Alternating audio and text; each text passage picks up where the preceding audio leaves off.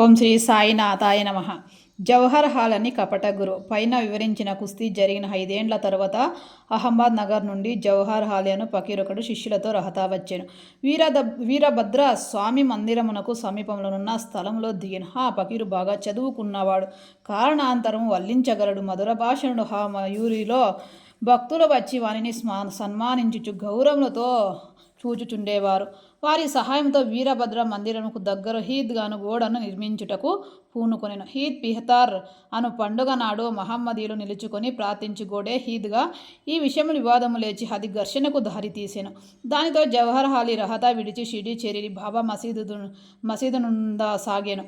ప్రజలు వానిని తీపి మాటలకు మోసపోయి అతడు బాబాను తన శిష్యుడని చెప్పేవాడు. బాబా హందలకు కడ్డ చెప్పక శిష్యుని వలె మసలుకొనెను. ఆ తర్వాత గురు శిష్యులిద్దరూ రహతాకు పోయి హచ్చట నివసించుటకు నిశ్చయించుకొనిరి. గురువునకు శిష్యునికి శక్తి ఏమీ లేకుండేను. శిష్యునికి మాత్రం గురువు యొక్క లోపము బాగా తెలియను. అయినప్పటికీ బాబా కపట గురువును ఎప్పుడూ అగౌరవించక శిష్యు ధర్మము శ్రద్ధగా నెరవేర్చుచుండేవారు.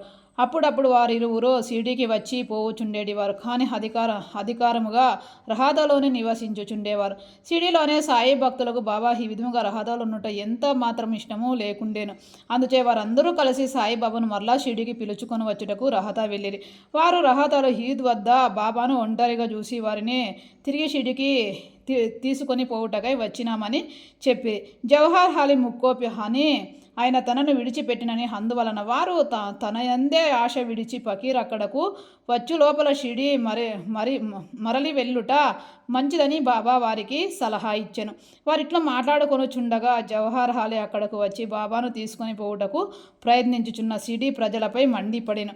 కొంత వాదోపవాదములు జరిగిన పిమ్మట గురు శిష్యులిద్దరూ తిరిగి షిరిడీ పోవుటకు నిర్ణయమైనది. వారు షిరిడీయే చేరి అచ్చటని నివసించుచుండిరి. కొన్ని దినములు పిమ్మట దేవీదాసులను కపట గురువునకు పరీక్షించి అతని బండారము బయటపడ్డెను. చాంద్ పటేల్ పెళ్లి బృందంలో బాబా షిరిడీ వచ్చుటకు 12 సంవత్సరాల ముందే 10-12 ఏండ్ల వయసులో దేవీదాస్ షిరిడీ చేరిన. వారు మారుతి దేవాలయంలో నుండేవారు. దేవీదాసులు చక్కని అంగస్పష్టము, తేజోవంతమైన నేత్రము కలిగి నిర్వమోహితమైన తరుము వలె జ్ఞాని వలె కనిపించుచుండెను. తాత్యా పటేల్, కాశీనాథ్ షింపి మొదలు గల అనేక మంది దేవీదాసులు తమ గురువుగా భావించేటివారు.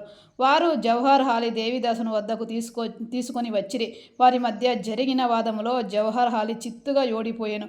షిరిడీ నుండి పాలాయన చిత్తగించెను. ఆ తర్వాత అతడు వైజాపురం నుండి చాలా ఏండ్ల తర్వాత షిరిడీ తిరిగి వచ్చి బాబా పాదములపై పడెను. తన గురువు సాయిబాబా శిష్యుడను భ్రమ వానిని మనసునందు నుండి తొలగి తన ప్రవర్తనకు పశ్చాత్తాపపడెను. సాయిబాబాని యథారీతిగా గౌరవంగానే చూశాను. ఈ విధముగా శిష్యుడు గురువును ఎట్లా సేవించాలో, ఎట్లు అహంకార మమకారములు విడిచి గురు శ్రేష్ఠ చేసి తుదుకు ఆత్మ సాక్షాత్తునకు పొందవలెనో బాబా ఆచరణాత్మకుగా నిరూపించెను.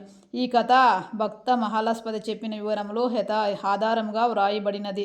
5వ అధ్యాయం సంపూర్ణం. శ్రీ సద్గురు సాయినాథార్పణమస్తు. శుభమభవతు. ధన్యవాదములు.